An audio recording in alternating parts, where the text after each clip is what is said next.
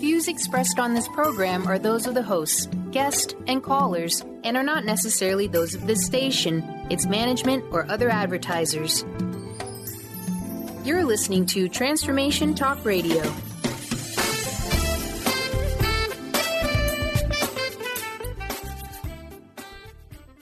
Welcome to Cultural Brilliance Radio, the DNA of organizational excellence with Claudette Rowley. Conversations that are transforming the world of culture and business. Claudette brings fresh, innovative perspectives that push the boundaries of what organizational cultures can and should be. Learn how to catalyze your organization's workforce into an authentic, intentional, and financially successful culture. Now here's your host, Claudette Rowley. Hi, everybody. This is Claudette Rowley, and you are listening to Cultural Brilliance, the DNA of organizational excellence on Transformation Talk Radio. Stay with us for the next hour and let us help you experience some groundbreaking ways to transform your company's culture. Twice each month, we have some of the foremost experts on organizational and culture and leadership, helping you understand how to make a brilliant culture the rule rather than the exception. Today, I'm really excited about our guest. It's Shane Metcalf, who is the Chief Culture Officer at 15Five, and he and I are going to be talking about how to unlock the potential of your workforce. So let me introduce Shane. Shane is a seasoned executive coach, and as I mentioned, the Chief Culture Officer at 15Five, which is an industry-leading performance management software company. And Shane is obsessed with building healthy organizations and creating the opportunity for people to have meaningful work and meaningful relationships. Welcome, Shane. Thanks so much for that. Really good to be with you guys today. Yeah, great to be with you. So tell us, I think 15Five, right? That's the place to start. What are you guys doing over there? Yeah, sure. So 15Five, so we consider ourselves a continuous performance management software. Mm-hmm. And what that does is that if we look at what's kind of the cutting edge and how do we design healthy, thriving cultures, we need to build cultures of continuous feedback where you're having the right cadence of the right conversations, you're asking the right questions, you're setting the right goals, and you're kind of putting in place this organizational scaffolding to make sure that all of these things are actually happening. And so we build software to do that. If we take a step back and really look at what's our deeper why as an organization, we exist to help create the space for people to be their greatest selves. We really think that that's business can play a role in helping each one of its people inside of an organization thrive, not just in their work lives, but in their personal lives as well. We spend so much time at work. And so how can we really make the most of that? And so we build software to make that easy for companies to do. Oh, wow. I love that. Creating an opportunity for people to be their greatest selves, their best selves at work, right? Yeah, absolutely. Fundamentally, we think that, or we know, I'm not even going to say we think, because there's so much evidence that if you help somebody be a better version of themselves and they associate that with your company, they're going to be more loyal. They're going to, so they're going to stay longer. They're going to have a higher quality of work while they're there. They're going to contribute to the people around them. And it's going to just generate a lot of goodwill. It's going to make, you're going to make more money as a company. You're going to recruit people easier. You're going to, and so, that's a lot of what we're focused on is building these tools. And so what that looks like is, weekly check-ins, OKR tools, so objectives and key results, one-on-one features, what we call a best self review instead of the annual performance review. We think that there should be a quarterly review that's actually about helping you be a better version of yourself. Nice. I'm sure many companies would be thrilled to have a best self review versus a performance review, right? We're counting on it. Yeah. That it's versus, the performance review, which is, as we all have experienced, often can be kind of demoralizing, right? Depending on how it's done. There's a reason why dreaded is often associated with performance review. Right. Dreaded performance review. And there's a lot of really interesting research that shows almost nobody likes it. Managers don't like it. The HR teams don't really like it because they're not getting what they want out of it. And often it's really just an excuse to fire or promote people to distribute rewards. And so and there's a lot of unintended consequences of performance reviews, of getting people into more of a fixed mindset. Maybe there's some really good feedback in there, but if there's a number, if you're just being reduced to a number and a stack ranking, that's all you're really going to be paying attention to. And so you miss out on some of the juice, some of the goodness of what is happening inside of that performance review, which is things like 360 feedback and, upward feedback and helping you see your blind spots. And so we've really taken an approach where we're partnering with people like University of Michigan and Penn State, and looking at all of the cutting edge social science that's coming out of these universities and helping and using that to inform how we develop our product so that we can be moving the way that we manage people into the 21st century and getting rid of some of the industrial industrial revolution hangovers of how we've managed humans. Absolutely. And I'm curious with the best self review, this quarterly review or discussion, I'd love to hear an example of a question or two that gets discussed during a conversation like this. It'd be really interesting to hear more about it. Yeah, and so we have a lot of templates of questions, and so it's still customizable because we understand that each business has specific needs. Yeah. But some of the questions and themes that we're talking about are strengths development. So, are you aware of your strengths? Do you feel like you're able to use them on a regular basis? How much flow are you experiencing in your work? What do you want to be able to do in 6 months that you can't do now? Do you feel like you're really contributing your greatest gifts to the company? Is there something you'd rather be focused on? So it's conversations around that. And then also we go really deep into 360 feedback because, again, we all have blind spots. And so figuring out ways to get good at giving and receiving feedback, asking for feedback so that I understand, what are the things that I should, stop doing? Should I continue doing or do more of? What are the things that I'm doing that are having the most positive impact on the organization and on the people around me? And so it's using questions to prompt that level of self-reflection and giving feedback, and then moving into a in-person conversation with your manager so that you can really dig into more of the nuances. And it's not all, we've separated compensation from the process so that, and that's a whole other conversation is, how do you do really good compensation management? But if your compensation is tied to this idea of performance management, and not that, bad performers should get raises or anything like that, but that you take some of the sense of, I'm only going to try to make myself look good so that I can make more money, and into the actual conversation of how do we really help this person grow and thrive in our company. Right. I love that. Absolutely. So speaking of thriving, tell us about the culture at 15.5. How would you describe it? Yeah, well, it's one of the things that I'm maybe the most proud of. So we're 7 years.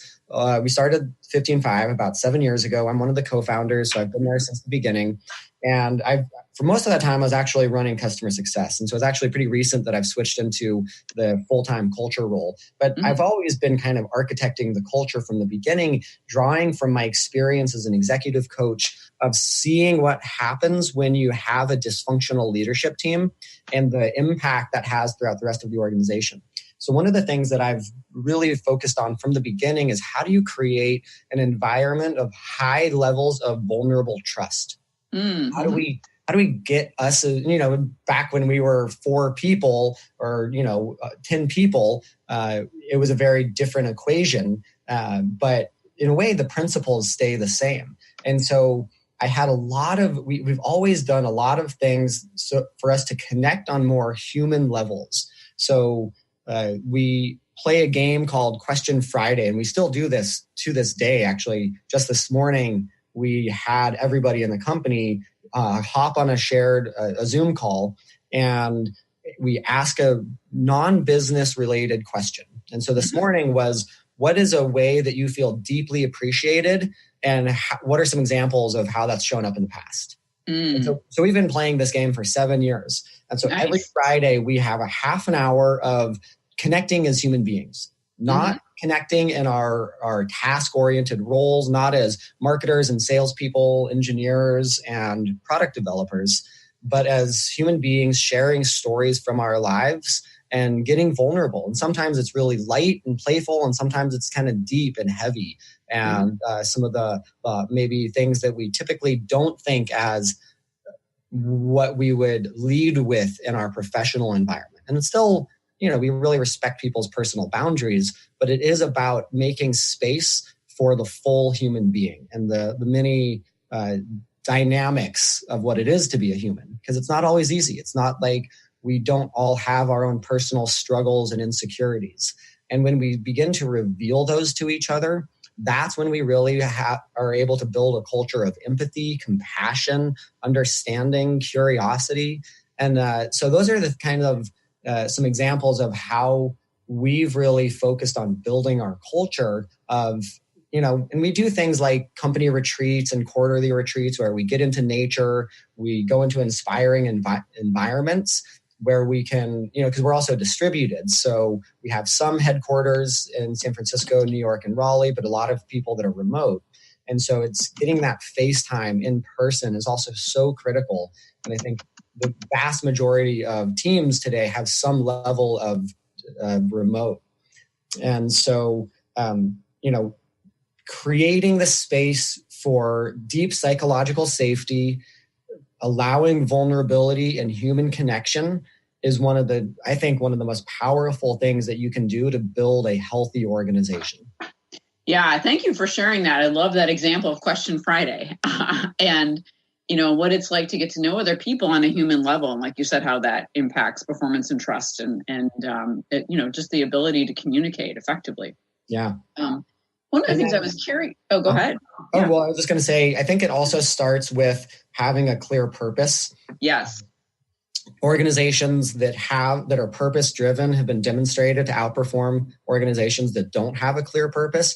And once you have that purpose, it's really important that you continue to communicate it. You keep it alive through the conversations. You talk about it on a regular basis. You ask people how you think we're doing around that purpose. You engage the individuals in wondering and being curious about what their purpose is. Because we really think that purpose shouldn't be just for entrepreneurs. Purpose should be you should be putting in time and effort to help each person in your organization understand what is their purpose.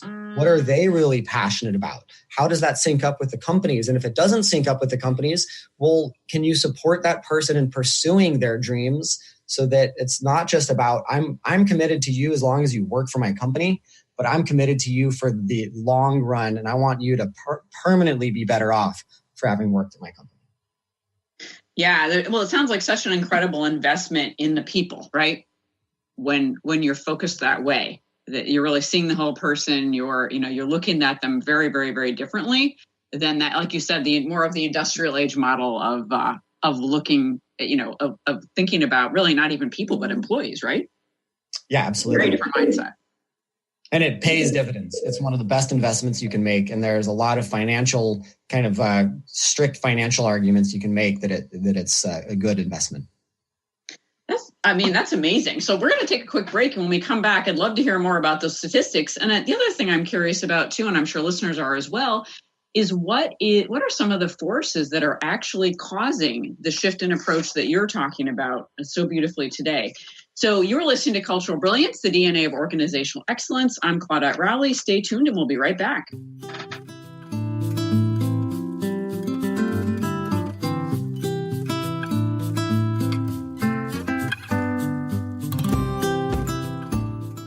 Conscious Confidence Radio, a timeless wisdom with Sarah Main. Tune in each month on Transformation Talk Radio and join Sarah on an adventurous journey to the deeper level of meaning to move beyond today's world of constant change, confusion, and uncertainty beyond the shadow of fear. This hit show explores key concepts such as confidence, values, and attitude in a dynamic way. To learn more about Sarah and her work, visit sarahmain.com. Stay juicy. Tune in to Your Juicy Love with me, Una Drake, co-hosting monthly with Dr. Pat, and every second Monday at 12 p.m. on Transformation Talk Radio. My show, Your Juicy Love, helps you find the dynamic, life-affirming love you've always wanted. Transform your relationships and bring peace, joy, and juicy, juicy love to planet Earth. For more information, visit unadrake.com. Demystifying the Journey on From Here to There Radio with your host, Diane Garris. Tune in every third Wednesday, 4 p.m. Pacific Time on TransformationTalkRadio.com as Diane helps you get from where you are now to the life you envision. Get ready to get unstuck and move forward. Every show features a new special segment, New Age Notes, demystifying hot metaphysical topics of the day. For more information or to work with Diane, visit DianeGarris.com. On the cutting edge of the new mainstream, Christine Upchurch is passionate about bringing together science, psychology, and spirituality in a way that can be applied to our everyday lives for true transformation. The Christine Upchurch Show, stellar conversations to illuminate your journey, engages some of the most outstanding visionaries on the planet in lively dialogue to inspire you to become that bright light you're meant to be. Join Christine every Friday at 11 a.m. Pacific Time on KKNW, AM 1150, and Transformation Talk Radio. This is Debbie Pokornik with a moment for standing in your power. Self-control begins with noticing how different feelings present themselves in your body. When you're feeling sensitive, for example, your chin might quiver, tears might well up in your eyes, and your voice might catch in your throat. Anger, on the other hand, might appear as tension in your jaw, back, or arms, along with clenched fists, heat in the upper torso, scowling, and a strong desire to yell. The more aware you become of your body cues, the easier it will be to recognize when you're on the road to disaster. Choose the emotions that cause you problems, then start noticing and logging the body cues that come with them. For information and to work with Debbie, visit empoweringnrg.com. That's empoweringnrg.com.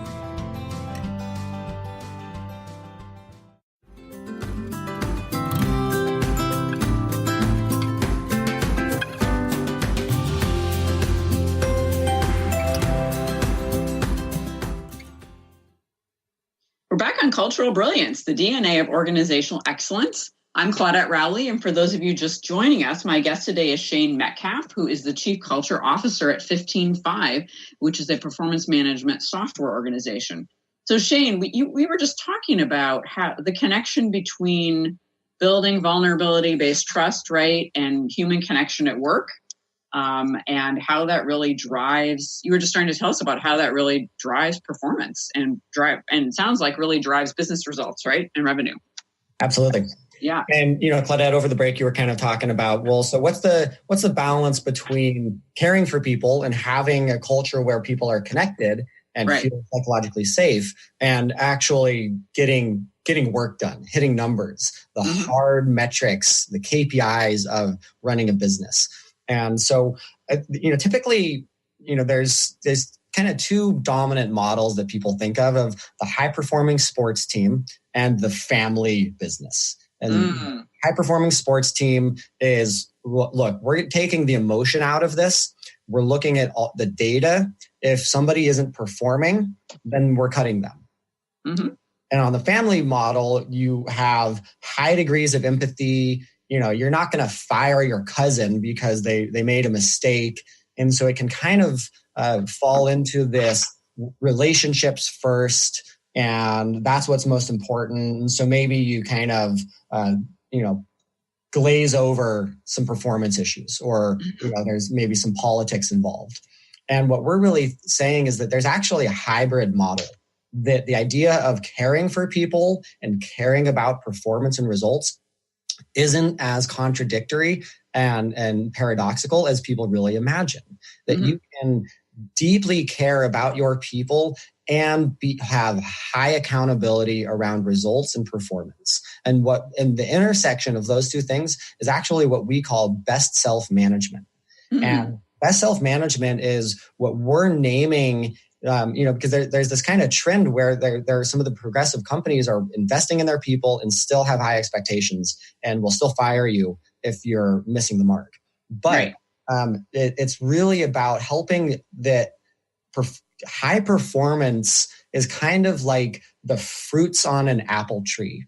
And so the fruits you can think of as, hitting quota or hitting deadlines on time, contributing to the culture in a positive manner, being aligned with the values of the company. But if you didn't understand root systems and soil health and all of the invisible elements that go into producing those apples on that apple tree, then you're going to be managing how can I get the right, how do I water the bark on the tree? How do I prune the tree? But if you're ignoring what's below the ground, what's invisible, then you're going to really fail at producing good apples. Mm-hmm. And so what we think is that by focusing on helping be their best self, you're watering the roots. You're going to the roots of high performance. Mm-hmm. And in that scenario, you still are caring about and investing in your people while holding them accountable for high performance. And so we actually think that when you combine these two, you take the best of both models, of the family model and the high performing sports team. This is the cutting edge. This is what all companies should be thinking about. How can we accomplish this? Because that's when you unlock loyalty and creativity and people actually doing their job because they want to, not because they're being kind of coerced or motivated by fear. They're being motivated by purpose and autonomy. Yeah, that kind of purpose and commitment. And I was thinking about while you were talking that it's in low trust companies, in my experience, at least as a consultant, almost always have low accountability. Not always, but that often goes hand in hand. And so it makes sense that this high trust, right, high psychological safety, caring kind of company would also engage in high performance and accountability, right? And Absolutely. Get the best kind of results. Yeah. Low trust is going to mean that you're not really getting the truth from your people. Right. People aren't going to be sharing the things that they really see. Maybe frontline customers see ways to improve the business process. But if they don't trust their manager and can go out on a limb and say, hey, I've got kind of a crazy idea. What if we did this? If they don't trust their manager, they're going to just be covering their ass. They're going to be doing the minimum to do their job. Mm-hmm. Or they're going to be trying to take credit for things. They're not going to be working as a team. They're not going to be as collaborative. And so there's extremely high cost to low trust. Yeah, I agree with you. I've seen, I won't even, of course, go into it, but I've seen so many examples of really just a trail of debris literally being left behind, in low trust environments. So it's pretty significant. And I loved your analogy of the high performing sports team in the family business. And I've been consulting in a company that is no longer a family business, but you started out as one. So you see the vestiges of it in terms of, although we've transformed a lot in terms of what you were saying, where relationships come first before everything, before performance, before everything. And it's been interesting to help them shift into more of a psychologically safe and a more accountable, high performing organization. And as we've been doing that, though, they're noticing that problems are just getting solved much more easily, problems that have plagued them for a long time. So it's pretty amazing what happens when you help an organization move in that direction. Yeah, absolutely. I'm a big fan of the Radical Candor book and model, and kind of in the upper left when there's in that model is ruinous empathy, which is empathy. Yeah. You care about people, but you're not willing to confront them about what's actually happening or places that they're screwing up. And then that's when, it just becomes this, I'm not going to actually tell you the truth to your face because I'm afraid of hurting your feelings. And that's really uncomfortable for me. And that just, that's not a good equation. It's not going to, you're not going to unlock the potential of your people. You're not going to really achieve the full potential of your company. Because ultimately our companies are made up of people, which is why we really say if you focus on and unlocking the potential of your people, you're going to have an amazing company. Your culture is going to thrive. Your revenue is going to thrive. And you yourself as either a business owner or a manager or an employee are going to thrive. And, life is too short to work jobs that suck. I'm just sorry. I think that the statistics around 70% of the American workforce is disengaged, according to Gallup polls. And that's heartbreaking, because I think we've all probably had experiences of being disengaged at work, and it's uncomfortable. It's not like we're like, oh yeah, that's an easy place to be. And so that's why I think that, we're kind of sounding this clarion bell around, hey, we can do better. We can build cultures that whose natural byproduct is engaged and fulfilled employees who are doing the best work of their life. Mm-hmm. Mm-hmm. Yeah, I mean, I love to think about what would it look like if every company had that, right? I mean, we'd really be transforming the whole world. I mean, the power behind that in a positive way is pretty amazing, right? And I think what we're really curious about is, okay, what impact can we have on that in the next 10 years? Mm-hmm. And we're not doing it alone, which is why we love partnering with organizations who believe what we believe, because there's just some incredible developments happening in the world of work, and we want to be a part of that. Mm-hmm. Absolutely. And so one of the things that this is a great segue into something else I was really curious to ask you about, which is and you've alluded to this, but it'd be great to hear a little bit more about it directly, that there's really a shifting approach to managing people. And as you said, it's not just your company, right? There are other people focused on it as well. And what are some of the forces that are driving that shift? What have you guys been noticing? Yeah, well, I think that there's a lot of research coming out from neuroscience and from positive psychology, motivational theory, that are pointing the way to understanding if you can have somebody be intrinsically motivated to do their job, that person is going to beat the pants off somebody that's only extrinsically motivated. And so extrinsic motivation would be, I don't really care about this job, but there's money, and they're going to, maybe I'll get a bonus, or maybe I won't get fired. Those are all extrinsic motivations. Mm-hmm. An intrinsic motivation is, this feels aligned with the work that I'm meant to do here in the world. This feels aligned with me becoming a better person. This feels aligned with me actually contributing and helping somebody else in a genuine way. And so if you can align your incentives and your purpose as an organization to tap into the intrinsic motivators of your people, that's when you're going to see a much more functional culture. You're going to see people going above and beyond the minimum that's expected of them. And they're going to feel some ownership of the problems that you face as a company. And so they're going to say, great, well, I can help out here, or here's this idea, or I'm going to just do the best work of my life because I actually care about this. So that's one of the big shifts, I think, is moving from extrinsic to intrinsic motivations.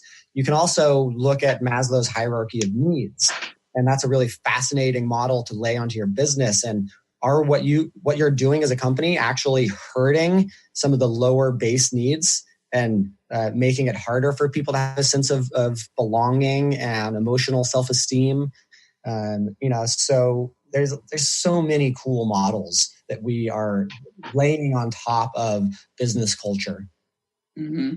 Yeah, there really, really are. It is actually an incredibly exciting time to be focused on this, because there's so much research to support. I think what a lot of folks for a long time intuitively thought was probably true. Now we actually have research, as you were sharing, that really, really supports, this intention and this direction, right, in business development. By the way, it's actually better for the financials of the business. And it's better for maybe at some point we could talk about ELTV, or employee lifetime value, as one of the measures of why this is so powerful for a company. Well, that's great. So we're going to take a quick break, and then when we come back, let's go right into that. This is Claudette Rowley, and you're listening to Cultural Brilliance Radio. Stay tuned. We'll be right back.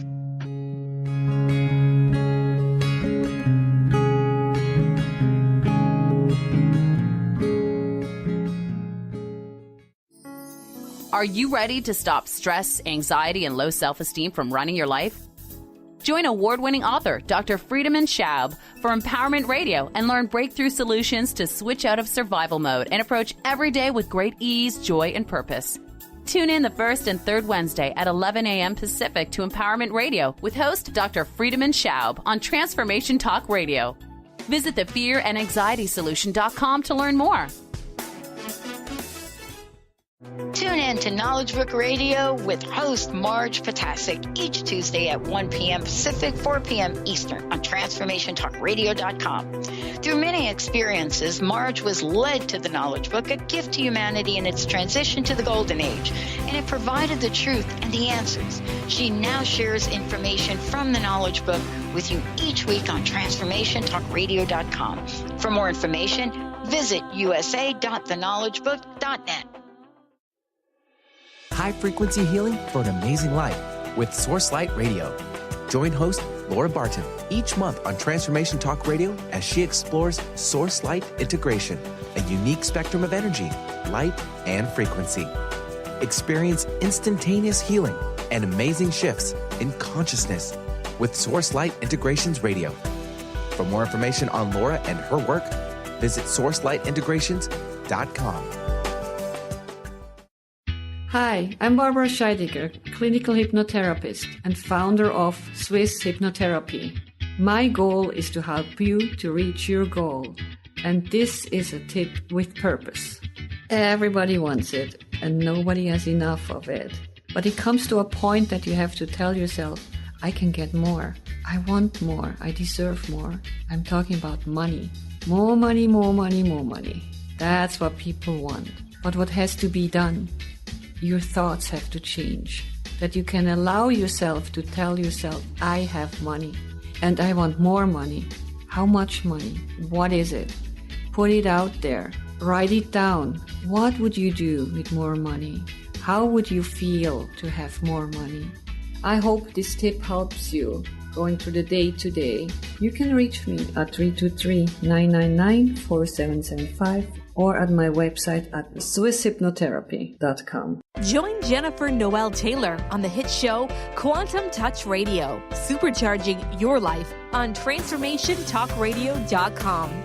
You'll take a quantum journey as we reveal powerful yet simple steps to create more abundance, better health, emotional and mental vibrancy, and happier relationships using universal quantum touch principles.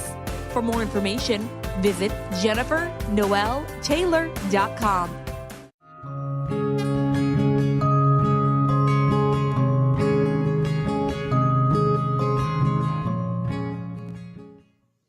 We're back on Cultural Brilliance Radio. I'm Claudette Rowley, here with my guest today, Shane Metcalf, the Chief Culture Officer of 15Five. And Shane, before we dive back into talking about this really interesting topic of how having a great culture really pays off, do you want to share with listeners how they can find out more about what you guys are doing? Yeah, sure. So most business owners are familiar with the idea of CLTV, or customer lifetime value. Mm-hmm. And it's basically what your customer pays you over whatever period of time they stay as a customer. But, question for the listeners is, have you really considered your employee lifetime value? Given fixed recruiting costs, the value of one employee versus another, and how they're able to contribute to your organization over time can be dramatically different. And so if you have high turnover, you're getting a terrible return. Not to mention that there's negative value that's created in getting a new person ramped up. You can dramatically increase your ELTV by getting people ramped up faster, increasing the value they're able to contribute to your company over time, and ultimately retaining them longer. I just saw a recent statistic that in an average tech company, workers are staying on average 18 months. Mm-hmm. So a year and a half. And which is really remarkable because I think it takes about 6 to 8 months for sales reps to be fully ramped. Mm-hmm. And so then you maybe get another 10, 12 months maybe of them contributing. But then on the tail end, there's a point when somebody makes the decision of, I think I'm going to leave this company. And that can be months before they actually leave your company. And at that point, contribution goes way down. They're no mm-hmm. longer actually incentivized to have the company succeed. And so when you look at this, it's so expensive to replace people. It's estimates of between 1 and 4 times the annual salary is what it costs to replace one person in your company. Mm-hmm. And so if you have an engineer that you're paying, $120,000 to $200,000 for, and you lose them, that can be anywhere from that $200,000 to $400,000 to replace, and all of the training and the kind of just skill set and knowledge of the company that you're losing. And so by investing in progressive people programs, by investing in helping people be their best selves and growing and continually learning at your company, you're going to be a much more capital efficient company than your competitors on average. Well, it really sounds, thanks for spelling that out, because it really, it makes so much sense, when you say it that way, right? It's actually really, really logical. Yeah, I know, right? It's one of these things that it's just like, oh, duh. Of course we should want to do what we can to retain our people. There's another interesting dynamic, and I think that this is part of the market shift that's happening as well, and why it's kind of the time has come for this approach to managing people, is that it used to be that managers were maybe the more valuable part of a company, that the individual contributors were more replaceable. It wasn't as big of a loss if you lost somebody. But now when you look at, that most of a company's value is in their IP and the code, their code base, and these things that mostly individual contributors are adding to the company, that's when we start to see a switch and kind of a flipping of the org chart, where leaders are in some sense less valuable than the people they're leading. And which is why leaders should actually be in service of the people below them versus people below them at the bottom of the org chart being in service to the CEO and the shareholders. And that's actually the most powerful business model that's emerging. And I like it too, because it's kind of flipping the script of saying, hey, we're in service to you, not your, like, we're working for you. You're not working for us. Exactly. It gives it, it gives it a whole, it's such an empowering model, isn't it? And so instead of this top-down approach, as you were describing, it really is, it seems like more of a grassroots, right, empowerment approach, where people really do get to bring their best selves. Absolutely. And, I personally think it's a more meaningful and personally fulfilling way to spend our lives, of actually helping and being of service to the people around us, instead of how can I just take value from them so that I can personally gain. And, the beauty of this model is that the whole company as a whole wins. Everybody wins. It's a win-win approach to business. And it's shifting out of this mindset of human resources. Since when did we decide that humans were just resources? It's like, it's like oil or wood, and anyone's going to burn them up to get the energy out and move the machine forward. And humans are much more akin to potential to be unlocked, to genius, that everybody is a genius. And if you approach that like that, then you become curious, what is this person's genius? And how can I unlock that and have them operate in my company in their zone of genius? Mm-hmm. Mm-hmm. Yeah, I always like, I don't like the phrase human capital. And so if I hear it, I'm like, no, we're human beings. We're not human capital, right? We're not FTEs, right? Yes. We're not headcount. Yes. We're people. Absolutely. Yeah. And I think it's kind of interesting, like in a somewhat paradoxical way, that as technology is increasing and we have all of this automation and the rise of AI, there's all of this concern of, what is, it's all going to dehumanize business. But I think that the solution is actually rehumanizing business. Mm-hmm. And I think that in many ways, business has never been that human. The kind of baseline economic models has always said, reduce things to the lowest common denominator. Humans are just resources. They're cogs in the machine. They're just on the assembly line. And it's really shifting into this idea that, more right brain creativity is the future of work, that left brain jobs are going to be automated and replaced. And so how can we cultivate the more holistic human being that is going to be able to do something that AI and machines aren't going to be able to do. And that's kind of where I think is going to be a really fascinating future of our economy, is in supporting more holistic human beings. I agree, absolutely. And I think one of the things that's interesting too, and I'm glad you brought up this connection between technology and humanity, is that I also, in some organizations where this, as we've all seen and heard about, the stress levels have gotten really high. And what I find is that people are not even responding from their left brain or their right brain. They're actually responding from a very emotionally triggered place, which, as we know, like we don't make good decisions when we're triggered, right? We don't problem solve well. And so I was curious if you've been running into that as well. And it seems like rehumanizing business is one way to help people learn how to take care of themselves emotionally when the stress gets too high. Yeah, absolutely. Yeah. One of the models we really like is the triune brain. And this understanding that we have these, it's almost like Russian dolls in our head. Yeah. The lizard brain, the mammalian brain, and the neocortex. And, lizard brain is responsible, like when we're in fight or flight, for instance, that's our lizard brain. And it's about survival. And so if you're inadvertently creating a culture of fear, you are having people be kind of stay in these lower functions of the brain. And lower is a relative term. It's not that they're worse or inferior. They're vitally important to our survival. But the brain literally can't access the higher centers of creativity, strategy, and imagination if it's operating from a fight or flight stance. And so getting good as an organization to, as a whole, can we help people get into the higher functions of their brain, which it means trust versus fear, which again goes back to why it's so important to cultivate cultures of high trust. Right. Is because you're not pushing people into their survival mechanisms, into all of these subconscious processes that are designed to identify threat and avoid them and survive.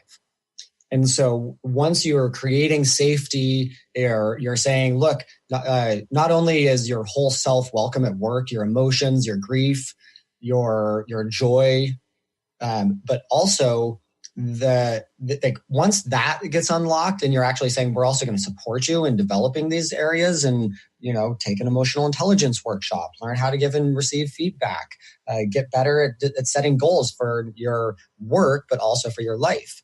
It engages these higher functions of the brain, and that's when you can become skilled as an organization of both holding space and not getting completely freaked out if somebody cries at work, but also helping people, regain their equilibrium faster.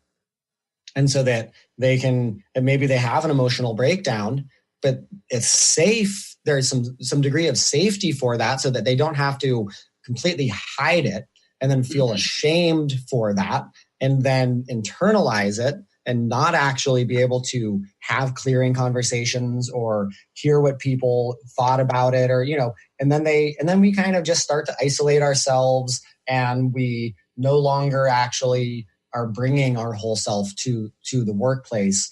And that's when people start to slowly fade out of your company. Absolutely. Yeah, that's very, very well described and well said, that is the process by which that happens. Thanks for really bringing that to life. We're going to take a quick break. And when we come back, Shane and I are going to talk more about some recommendations. As you've listened today and been intrigued by what you've heard and are thinking about, wow, how could we apply this to our company? We'll get into some of the next steps. Stay tuned. We'll be right back.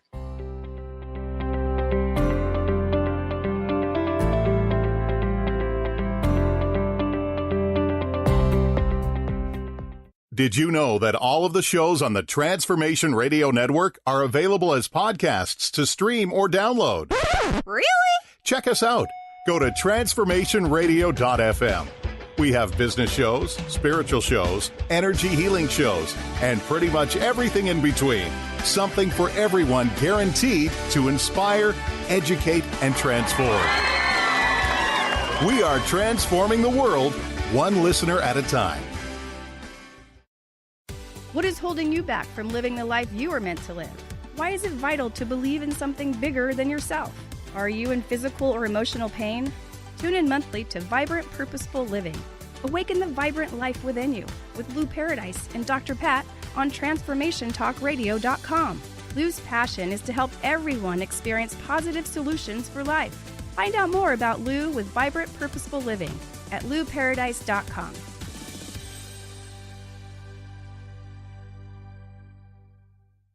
Love Living Radio Ignite Your Whole Being with Emily Perkins is a show for those looking to explore the sparkling magnificence of their inner selves. Tune in every second and fourth Wednesday at 4 p.m. Pacific as Emily sheds a radiant light of love on the beauty and power that resides within you. Discussing love in all its forms through conversations that provoke awareness, curiosity, and expansion, Emily shares the unlimited power of love. For more information or to listen to this show, visit lovelivingholistics.com. Living Lighter Radio with Jason and Patricia. We have an ecosystem approach to your life. Tune in weekly every Monday at 1 p.m. Pacific on Transformation Talk Radio as we, Jason and Patricia, discuss what's truly holding you back. We offer you the tools you need to reach your goals and at the same time be living lighter. For more information about Living Lighter, visit www.livinglighter.org. Miss any shows during the week? Don't worry, we've got you covered. With the free Transformation Talk Radio app, you'll have access to all of the past week's shows in the palm of your hand. Yeah! Tune in to Transformation Talk Radio anywhere you go with our free app for any of your devices. Check out our app in the App Store and Google Play Store today. Hi, this is Laura Richer, host of On the Verge Radio. Sometimes you hear encouraging messages like transform your life now, become empowered, create the life you crave, and it all seems overwhelming and you're not sure where to start. I'm here to tell you that self-improvement is not always fun and easy, but it is always worth it. The path to creating positive changes begins with releasing the things that have been holding you back. Then you can create a life that inspires you. I know this because I've done it. You can find out more about what I do by visiting my website, seattlehealinghypnosis.com. I look forward to supporting you on your journey.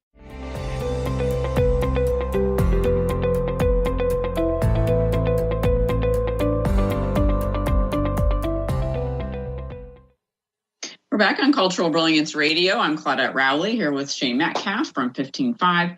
And Shane, as we're bringing our really interesting conversation to a close, I know we wanted to share with listeners, first of all, how they can learn more about your work. What's the best way? Sure. So, the best way is really to visit our website, 155.com. That's 15five.com. We actually just yesterday launched a new science page where we go into all of the cutting edge social science that's behind our product. So that's a really fun one to kind of geek out on why does this stuff work? What's the research really show? So that's a fun one. And then you can also, we've got a great blog. I think it's 155.blog or blog.15five.com. And so we're always producing a lot of really great content there. And in terms of, how can we apply some of these things? How can we begin to shape our culture to be higher trust, to be more functional? There's a couple of recommendations I have. One is my favorite book right now around all of this is called An Everyone Culture. I love that book. Yeah, it's so good. It's I think it's one of the best places anybody can begin. So An Everyone Culture, becoming a deliberately developmental organization. And I think that's going to be just chock full of resources and ideas to get the gears spinning. Mm-hmm. I would also come up with a list of questions that you're asking internally as an organization of what kind of culture do we want to build?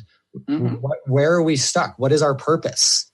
Are we actually creating safe culture of psychological safety? Are we doing things that really are counterproductive to that?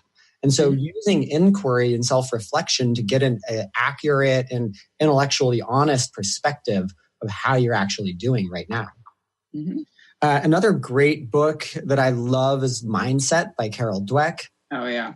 And it's almost like and I don't think she talks about this much, but what's the mindset of your organization? Are you a growth mindset as an organization, or are you a fixed mindset as an organization? As a leader in your company, do you have a fixed mindset about the people you're leading? Mm-hmm. And that's going to really determine if your culture stagnates or if your culture grows and continues to evolve.